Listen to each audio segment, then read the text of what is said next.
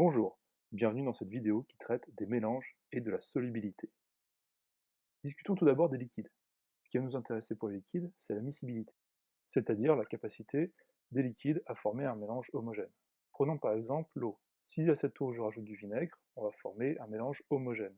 On va donc dire que l'eau et le vinaigre sont miscibles. Si maintenant j'utilise l'huile, on va avoir deux parties, la partie eau et la partie huile. On va avoir un mélange hétérogène. On dira que les deux liquides sont non miscibles. Et d'ailleurs, si l'huile se place au-dessus de l'eau, c'est que sa masse volumique est inférieure à celle de l'eau. Si maintenant on s'intéresse aux solides dans les liquides, le terme important va être la solubilité, c'est-à-dire la capacité d'un solide à se dissoudre dans un liquide. Si je reprends mon bécher d'eau, que j'ajoute une petite quantité de sel, tout le sel va se dissoudre, on aura un mélange homogène, et donc le sel est soluble dans l'eau. On parlera alors de solution d'eau salée, c'est-à-dire un mélange d'un soluté dissous dans un solvant. Ici, le soluté est le sel, et le solvant est l'eau.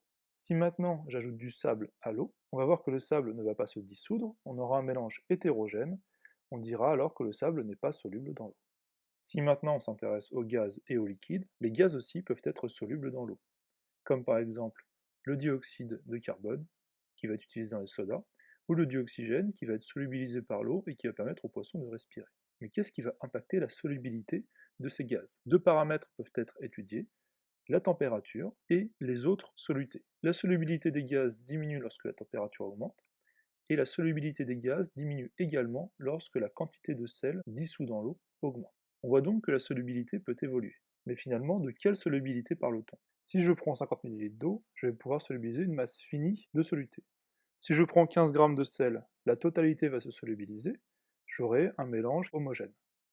Si maintenant je prends 20 g de sel, je vais avoir une partie qui ne va pas se solubiliser, je vais avoir un mélange hétérogène, et dans ce cas-là, on aura une solution saturée. La solubilité est une grandeur. Elle représente la masse maximale d'une espèce qui peut être dissoute dans un litre de liquide. On la symbolise par la lettre S en minuscule, son unité est les grammes par litre. La formule pour calculer la solubilité est petit s est égal à mmax sur V, où mmax représente la masse maximale d'un soluté qui peut être dissous dans le volume V qui est étudié. On l'exprimera en grammes, et V est le volume de solvant étudié. Il sera exprimé en litres. S est la solubilité en grammes par litre. La lecture se fera de la manière suivante. La solubilité du sucre dans l'eau est de 900 g par litre. Je peux donc dissoudre au maximum 900 g de sucre dans un litre d'eau. Et si j'ajoute 1000 g de sucre dans un litre d'eau, la solution sera alors saturée, 100 g de sucre ne seront pas dissous. Maintenant, comment puis-je calculer la solubilité à partir d'une expérience?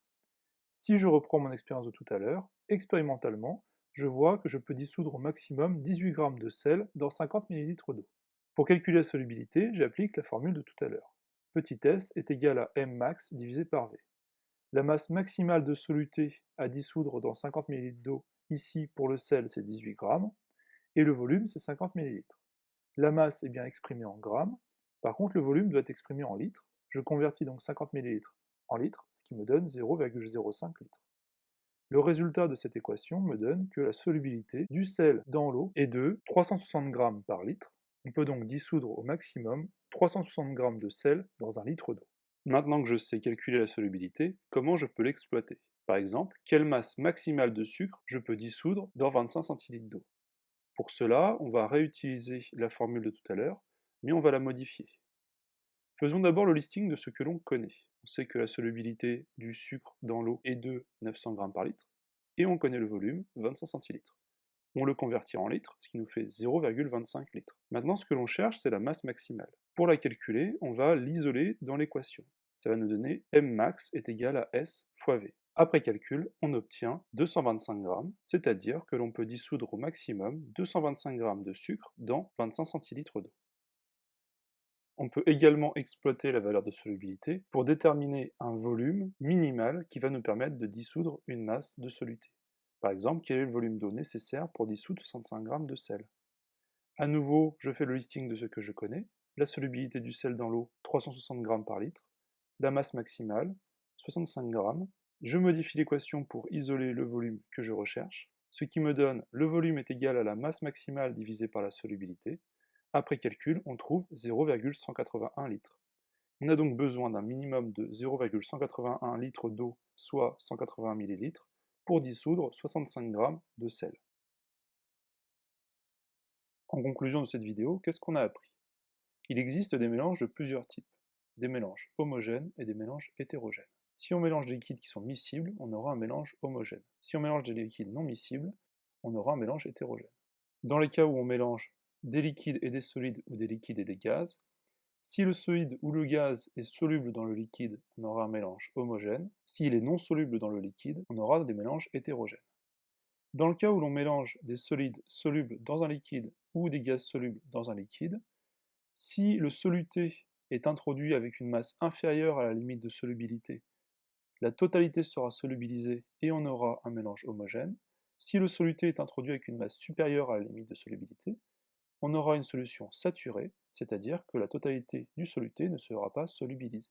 On a également discuté de la solubilité, qui est une grandeur. Elle représente la masse maximale d'une espèce qui peut être dissoute dans un volume donné de liquide.